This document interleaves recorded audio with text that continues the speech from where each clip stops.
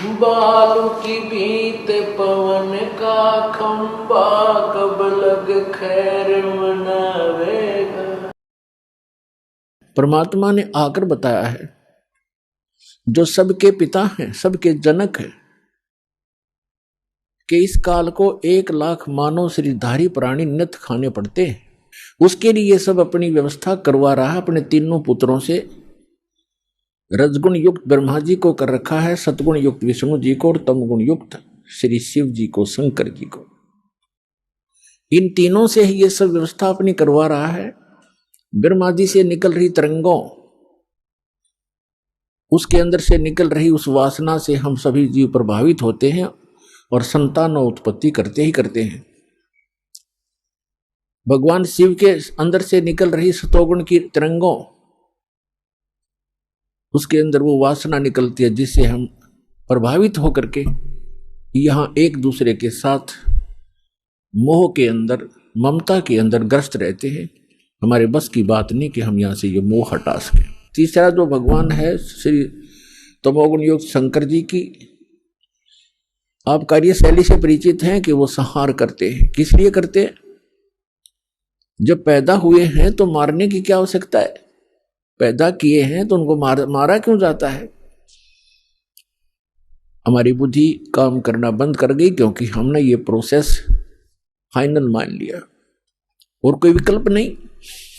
तो परमेश्वर ने आके बताया कि तीनों भगवान भले ही अपने अपने स्थानों पर रहते हैं, आपके प्रभु श्री विष्णु, श्री ब्रह्मा जी श्री रजोगुण युक्त, श्री विष्णु जी सतोगुण युक्त और श्री शंकर जी तमोगुण युक्त, ये अपनी अपनी राजधानी, इनके द्वीप हैं, नगरी है, ऊपर लोक है, शिवपुरी है, विष्णु लोक है, विष्णुपुरी है, ब्रह्मापुरी है।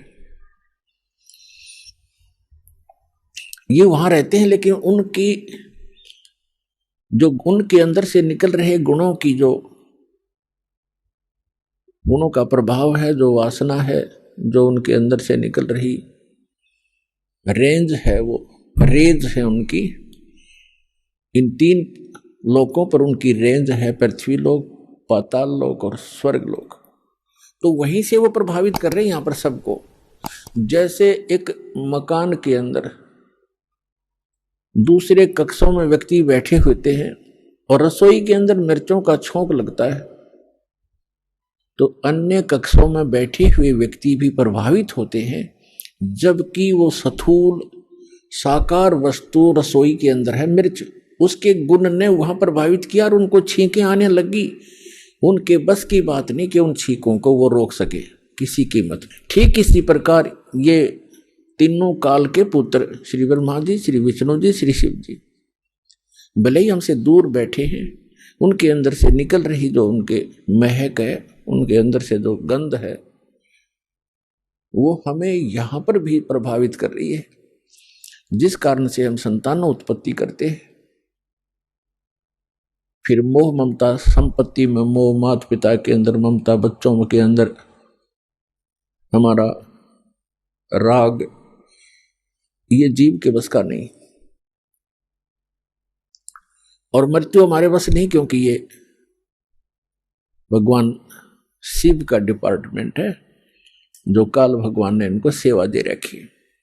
अब नौकर, जैसे कोई कसाई का नौकर है, अब वो नौकरों की क्या पार बसाएगी कि वो कहेगा जिसको कि इतने बकरे ला के इस बाड़े में मेरे इस स्टॉक में ला के छोड़ दे, वो लाएगा।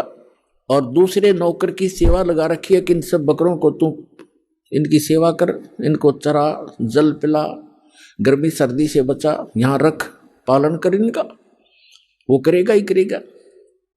और तीसरे नौकर की उसने ड्यूटी लगा रखी है कि तू मुझे जितने आवश्यक हो निकाल के यहाँ ला, इनको काट और सप्लाई करो। तो उनके बस की बात नहीं है, वो कितने नेक व्यक्ति हों, वो तीनों नौकर, लेकिन वो अपनी ड्यूटी को करनी ही पड़ेगी। इसी प्रकार ये तीनों देवता इस काल कसाई के, काल भगवान के पुत्र और साथ में नौकर हैं, व्यवस्थक हैं, प्रबंधक हैं।